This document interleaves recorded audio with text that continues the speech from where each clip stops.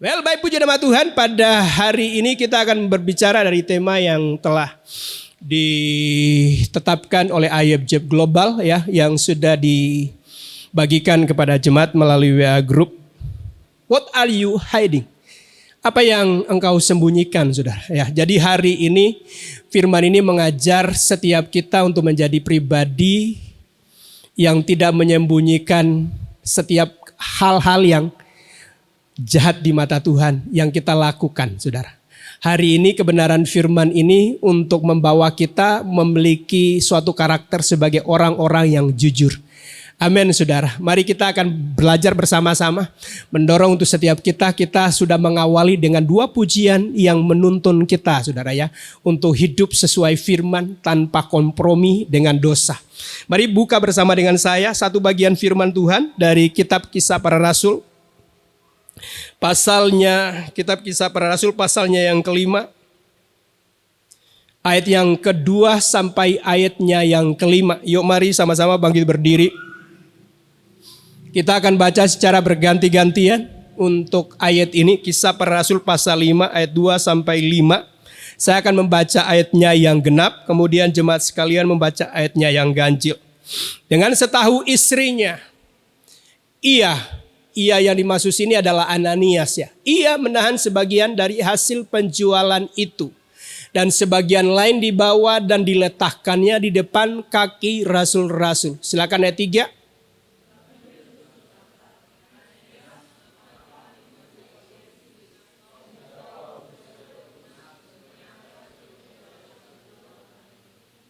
Ayatnya yang keempat, selama tanah itu tidak dijual, bukankah itu tetap kepunyaanmu? Dan setelah dijual, bukankah hasilnya itu tetap dalam kuasamu? Mengapa engkau merencanakan perbuatan itu dalam hatimu? Engkau bukan mendustai manusia, tetapi mendustai Allah. Silakan ayat 5.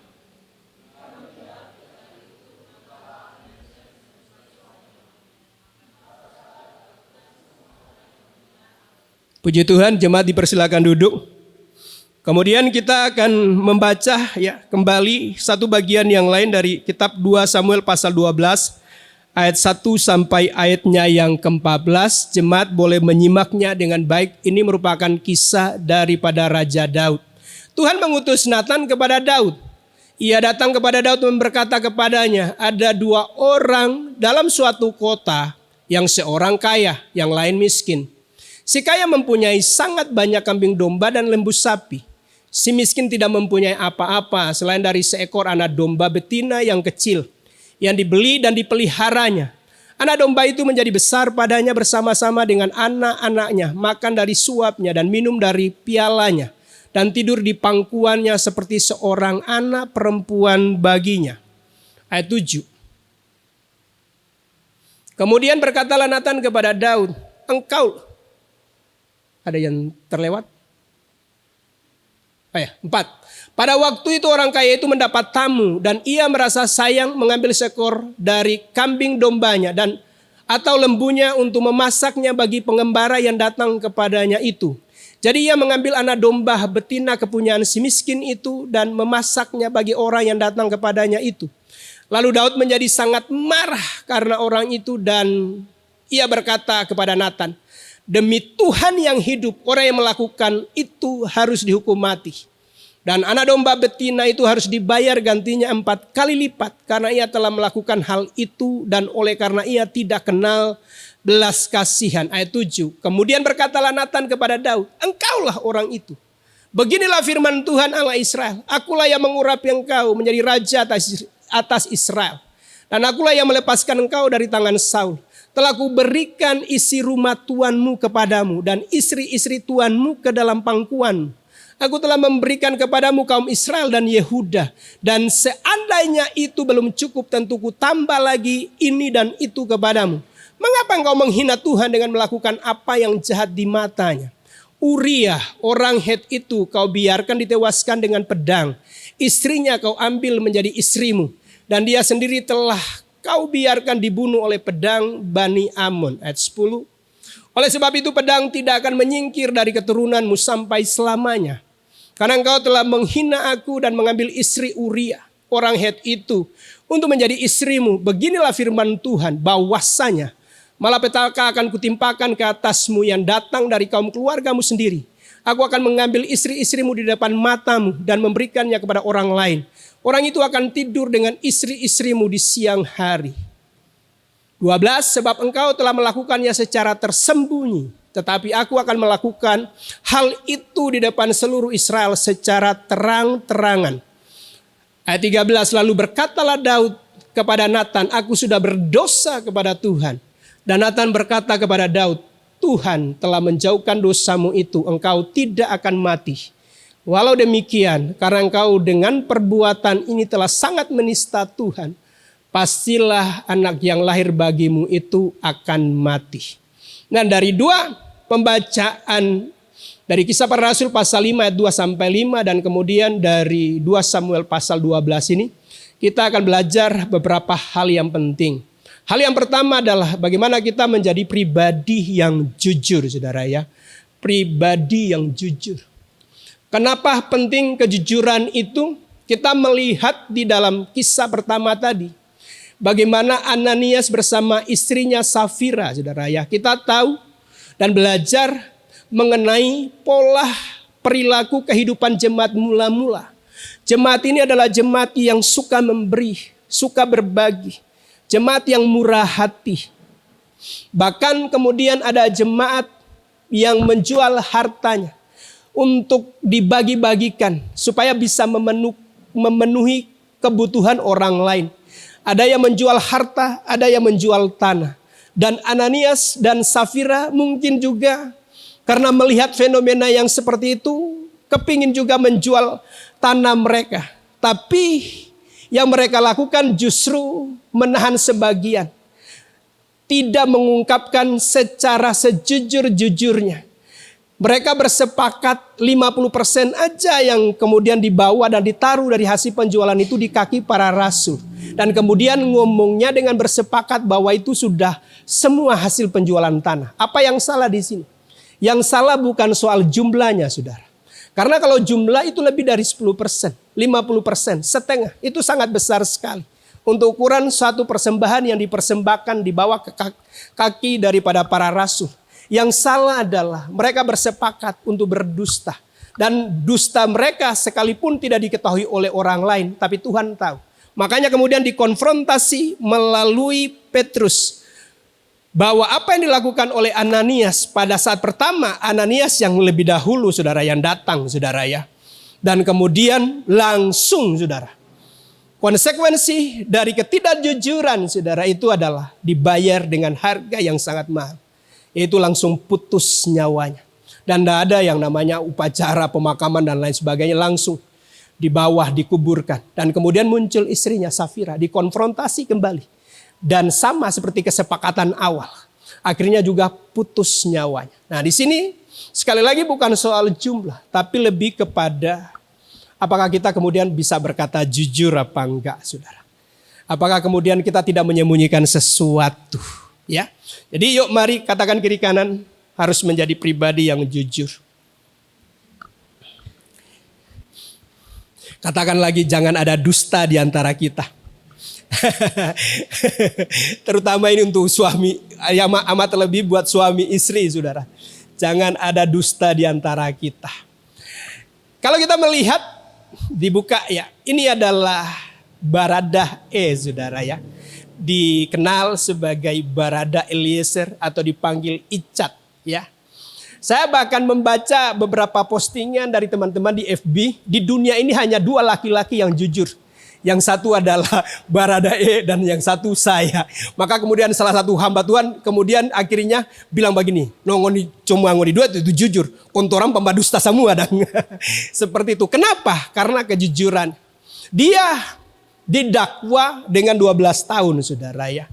Oleh jaksa penuntut umum. Tapi hakim kemudian memutuskan hanya 1,5 tahun atau 18 bulan. Di luar daripada sangat berkurang banyak sekali dari tuntutan JPU saudara ya.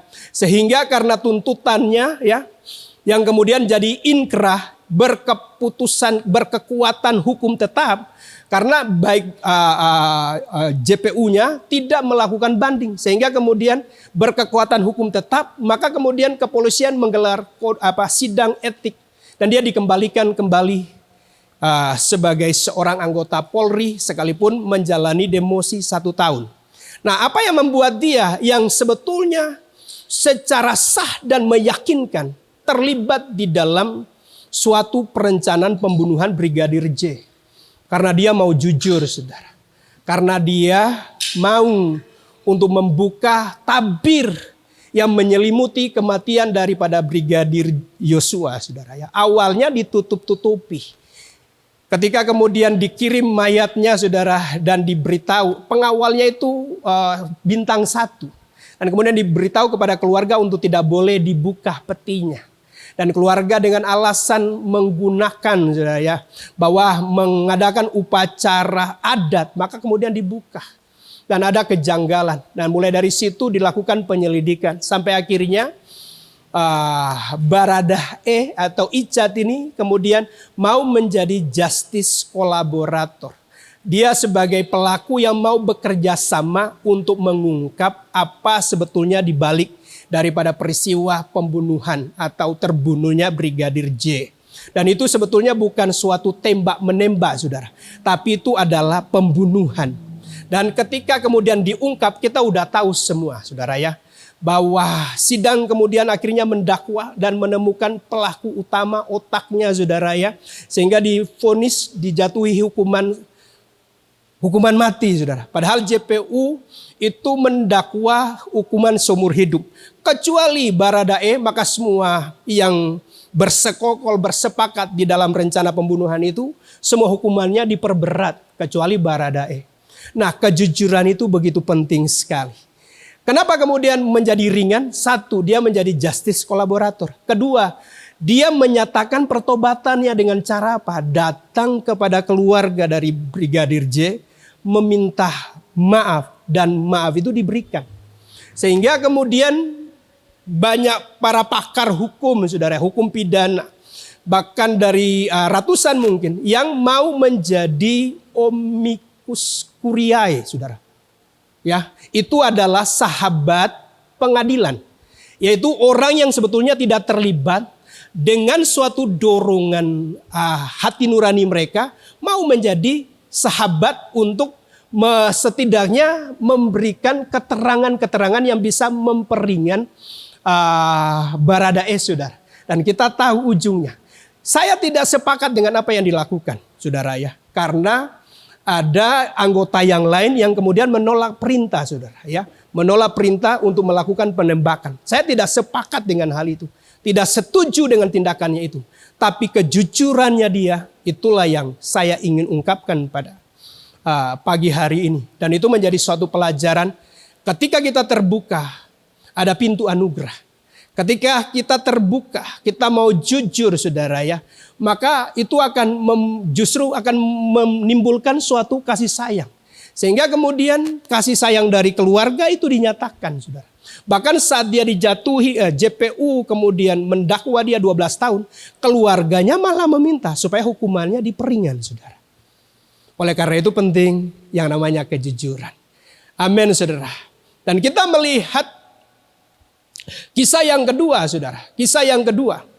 Itu sih sebetulnya kisah daripada Daud itu adalah kisah di mana dia lebih rapi di dalam membuat skenario pembunuhan, saudara. Lebih rapi.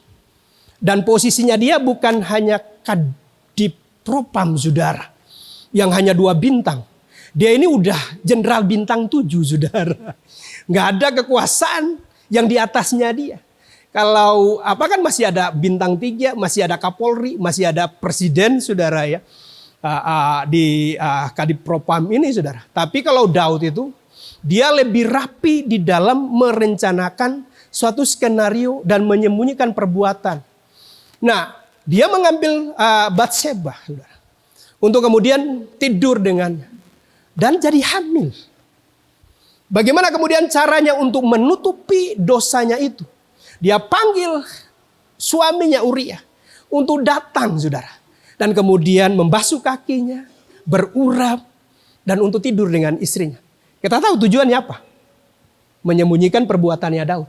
Sehingga kalau anaknya, kandungannya besar, anaknya kelak lahir, itu bukannya anaknya Daud. Itu akan tertutup dan diakui oleh banyak orang, itu anaknya Uria. Tetapi Uria ini adalah orang yang betul-betul setia. Orang yang dengan karakter yang luar biasa. Nggak mau, saudara. Masakan aku ini mau bersenang-senang sementara tentara Israel lagi berjuang dengan Amon.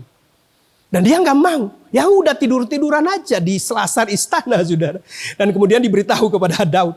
Uria nggak pergi ke rumah dan kemudian tidur dengan istrinya. Muncullah kemudian planning kedua daripada Daud. Dikasih supaya mabuk. Tapi tetap nggak mempan, saudara. Urianya tetap nggak pergi. Kemudian planning yang ketiga jalan. Apa yang dilakukan? Dia tulis surat, saudara. Ditutup. Dan siapa yang bawa surat itu? Uria. Yang luar biasanya Uria. Nggak buka, saudara. Mungkin kalau yang pernah coba saya lihat pesannya apa. Ini enggak, pesannya apa? Disuruh ke Yoab, panglima daripada tentara Israel. Untuk nanti akan menyerang dekat dengan pasukan musuh. Dan setelah itu pasukan yang lain disuruh mundur. Biarkan aja Uria di situ. Nah, apa yang terjadi? Tewas, saudara. Dan itu skenario daripada Daud. Siapa yang tahu peristiwa semua itu? Yang tahu mungkin adalah Yoab. Yang tahu mungkin Batseba. Tapi siapa mereka? Ini raja loh, saudara. Tapi perhatikan, Tuhan itu tidak bisa setiap hal yang kita lakukan tersembunyi di hadapan. Dia Tuhan yang bisa mengungkap semuanya. Satu bagian firman Tuhan. Daniel 2:22, dialah yang menyingkapkan hal-hal yang tidak terduga dan yang tersembunyi. Dia tahu apa yang ada di dalam gelap dan terang ada padanya. Gak bisa menyembunyikan, saudara. Satu lagi, Matius. Lukas 12 ayat 2-3. Tidak ada sesuatu pun yang tertutup yang tidak akan dibuka. Dan tidak ada sesuatu pun yang tersembunyi yang tidak akan diketahui. 3. Karena itu apa yang kamu katakan dalam gelap akan kedengaran dalam terang. Dan apa yang kamu bisikkan di telinga di dalam kamar akan diberitakan dari atas atap rumah. Pada peristiwa ketika Adam dan Hawa berdosa. Karena enggak ada orang lain, saudara. Maka Tuhan sendiri yang datang. Tapi kalau di dalam peristiwanya Daud, dia utus siapa? Nabi Nathan. Dan yang luar biasa adalah bahwa dibuat sebuah cerita yang kemudian membangkitkan suatu kemarahan daripada Daud. Lah terkadang setiap kita itu bisa lebih concern dengan dosa orang lain, saudara. Lebih membicarakan dosa orang lain. Padahal mungkin seperti Nathan yang berkata, engkaulah orang itu. Bahkan firman kan berkata, kita bisa melihat selumbar di mata orang. Benda yang kecil. Padahal sebetulnya ada balok yang menutupi mata kita. Nah hari ini setiap kita boleh, bukan hanya jemaat sekalian, Bapak Ibu Saudara sekalian, tapi juga buat saya. Untuk apa? Jangan sampai kemudian kita lebih konser dengan dosa atau dengan kejahatan orang lain. Daripada kemudian kita membenahi diri kita sendiri. Ada amin, saudara. Itu hal yang pertama. Yuk, jadi menjadi orang yang jujur. Kemudian yang berikutnya, saudara. Bahwa ketika Daud menyembunyikan dosa, membuat hidupnya tertekan dan menderita.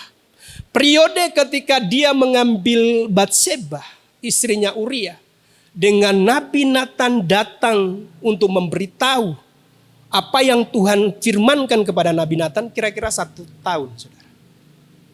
Dan di dalam periode itu kehidupannya penuh dengan tekanan, penuh dengan penderitaan, gak ada sukacita, gak ada yang namanya puji-pujian dan jiwa yang bersorak-sorai. Kita bisa lihat di dalam Mazmur 32 dan 51. Itu 2 Mazmur setelah Nabi Nathan datang kepada Daud. Kalau di Mazmur 51 bahkan jelas perikopnya. Ya. Setelah Tuhan mengutus Nathan. Di dalam ayatnya yang ketiga dan 4 dari Mazmur 32 berkata, selama aku berdiam diri, tulang-tulangku menjadi lesuh karena aku mengeluh sepanjang hari. Sebab siang malam tanganmu menekan aku dengan berat. Sumsumku menjadi kering seperti oleh teriknya musim panas. Mazmur 51. Biarlah aku mendengar kegirangan dan sukacita. Biarlah tulang yang kau remukan bersorak-sorai kembali. Ini Mazmur setelah Nabi Nathan datang menegur Daud. Nah, kita bisa melihat dari nyanyiannya, dari ungkapannya, bahwa dia jauh dari kegirangan. Dia kehilangan sukacita. Dan dia tidak punya rasa kebahagiaan. Selalu hidupnya dalam penderitaan. Seperti suatu tekanan yang begitu kuat. Orang itu kalau menyembunyikan sesuatu pasti nggak happy, saudara. Amin, saudara. Ya. Oleh karena itu penting buat setiap kita untuk menjadi orang-orang yang bisa jujur, terbuka. Karena kalau kita kemudian mengungkapkan sesuatu yang tidak benar, ketika kita berbohong, maka kita akan menciptakan kebohongan yang berikutnya, saudara. Ya, untuk apa? Untuk membuat alur ceritanya bisa sama dengan yang sebelumnya. Jadi pasti ketika memulainya dengan kebohongan, terus akan menciptakan kebohongan berikutnya, saudara. Karena itu penting buat setiap kita untuk jujur. Amin. Yang berikutnya, ada harga yang mahal yang dibayar atas setiap tindakan kita yang tidak jujur. Kalau Ananias dan Safira langsung putus nyawanya, nggak ada kesempatan, saudara. Kalau Daud, dia bayar mahal. Kalau kita baca tadi ya, bagaimana kemudian pedang tidak akan menjauh selamanya, saudara. Anak yang dia kandung akan mati.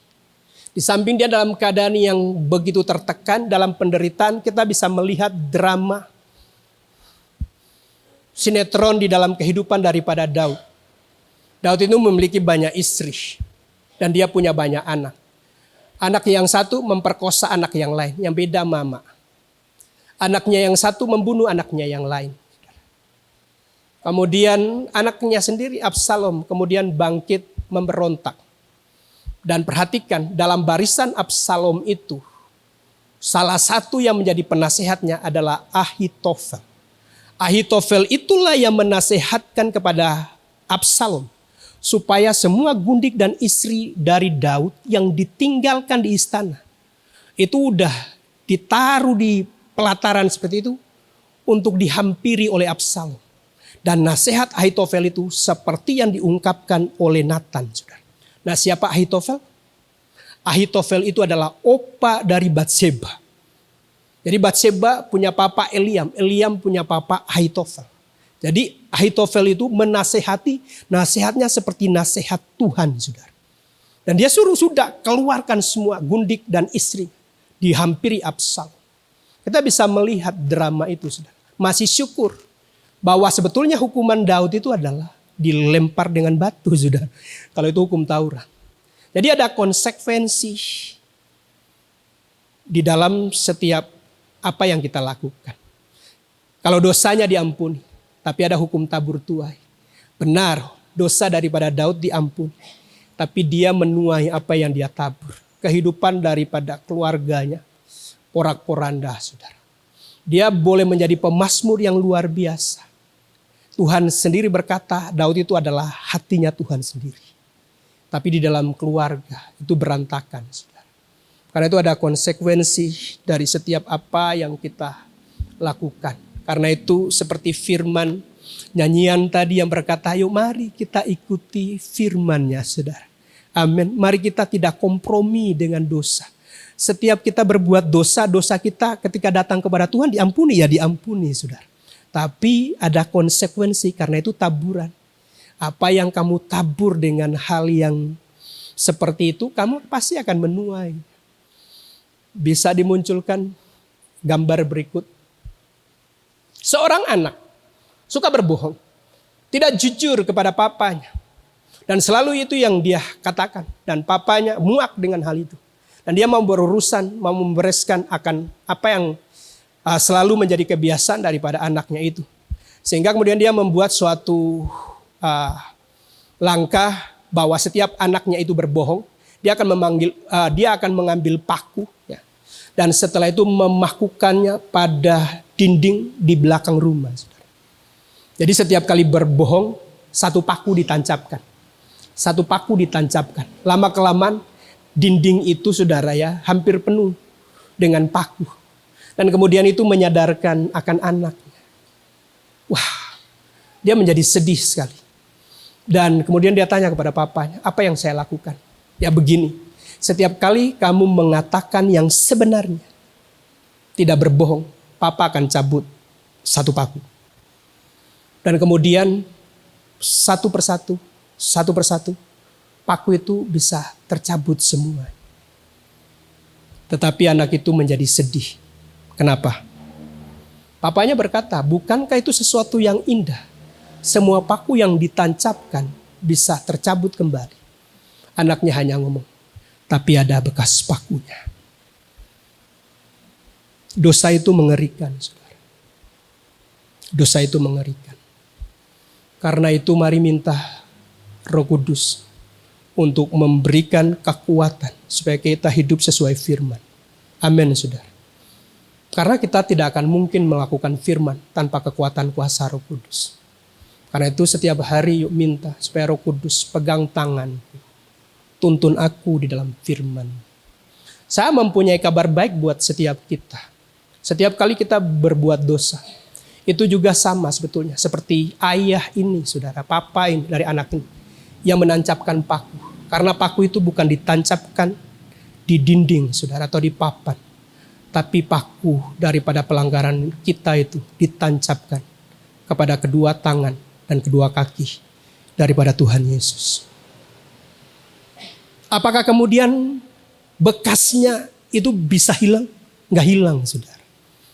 Coba bisa dibuka ayatnya. Ini adalah dialog daripada para murid. Ya. Dan kemudian muncul Tuhan Yesus. Dan saat pertama nggak ada Thomas. Keduanya baru datang Thomas. Yohanes 20 ayat 25. Maka kata murid-muridnya yang lain itu kepadanya, kami telah melihat Tuhan. Tetapi Thomas berkata kepada mereka, sebelum aku melihat bekas paku pada tangannya, dan sebelum aku mencucukkan jariku ke dalam bekas paku itu, dan mencucukkan tanganku ke dalam lambungnya, sekali-kali aku tidak akan percaya. 26. 8 hari kemudian murid-murid Yesus berada kembali dalam rumah itu dan Thomas bersama-sama dengan mereka. Sementara pintu-pintu terkunci, Yesus datang dan ia berdiri di tengah-tengah mereka dan berkata, damai sejahtera bagi kamu. Kemudian ia berkata kepada Thomas, taruhlah jarimu di sini dan lihatlah tanganku. Ulurkanlah tangan dan cucukkan ke dalam lambungku. Dan jangan engkau tidak percaya lagi, melainkan percayalah. Saya mau beritahu makna daripada bekas paku pada kedua tangan, kedua kaki, dan tombak yang menghujam lambung Tuhan. Dari sisi kita melihat kengerian akibat daripada dosa. Sebab upah dosa itu maut, tapi maut itu ditanggungkan kepada putranya. Jadi kematian Tuhan itu harga yang dibayar. Kalau Daud sih ya dia bayar harganya sendiri. Kalau kita anugerah Tuhan, dia yang bayar harganya. Dari sisi Tuhan, paku itu apa sih? Tanda akan cinta kasihnya. Dia mau datang, mau memberi hidupnya, terpaku di atas Kalvari, saudara. Untuk apa? Membuat hubungan kita yang terpisah oleh karena dosa bisa dipulihkan kembali. Dosa itu sesuatu yang serius, saudara. Mengerikan. Tapi anugerah Tuhan melebihi dari itu. Karena itu kalau setiap kali Tuhan ketika orang datang berdosa, dia akan selalu berkata, dosamu sudah diampuni. Apakah sampai di situ? Enggak. Ada pesan selanjutnya. Pergi dan jangan berbuat dosa lagi. Hari ini, yuk mari setiap kita boleh jujur di hadapan Tuhan. Kita enggak bisa bersembunyi. Tapi kalau kita mau datang kepada Tuhan, mengakui setiap dosa kita. Mau jujur kepada suami atau kepada istri. Karena nggak ada yang tersembunyi.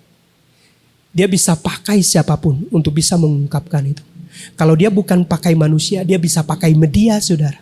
Dia bisa pakai WA, dia bisa pakai sosmed, saudara. Untuk apa? Mengungkapkan sesuatu yang kita sembunyikan. Gak ada yang tersembunyi. Tuhan akan berurusan dengan hal itu. Masih kita bersyukur kalau Tuhan mau membereskan itu. Seperti Daud yang bisa dipulihkan. Dia bisa bersorak-sorai kembali. Dia bisa bergirang kembali. Dia masih bisa menikmati akan hadirat Tuhan. Maka doanya itu doa yang benar-benar lahir dari hati yang remuk. Pastor Eren tadi mengawali dengan Mazmur 51 ini, saudara. Dan dia berkata, jangan ambil rohmu dari hidup. Kita kalau udah tidak ada Roh Kudus, udah kehilangan keselamatan, saudara. Amin. Karena itu yuk hari ini datang kepada Tuhan. Saya memberikan kesempatan dalam beberapa menit untuk kita berdoa. Supaya kita menjadi orang-orang dengan karakter yang jujur. Karena kalau Tuhan, ketika kita bersembunyi dari Tuhan, akan tertekan, akan menderita. Tapi kalau kemudian kita itu datang kepada Tuhan, mengakui semuanya, maka Tuhanlah yang menjadi tempat persembunyian kita, saudara. Amin, saudara. Bukankah itu sesuatu yang begitu indah? Para pemain musik bisa maju ke depan. Kita bersyukur untuk paku yang tertancap pada tangan dan kaki daripada Tuhan. Kita bersyukur untuk salibnya. Kita bersyukur untuk darahnya yang tercurah buat setiap kita. Thank you, Lord. Mari dalam 1 menit, 2 menit, bahkan 3 menit. Setiap kita secara pribadi datang kepada Tuhan. Untuk terbuka dan jujur di hadapan.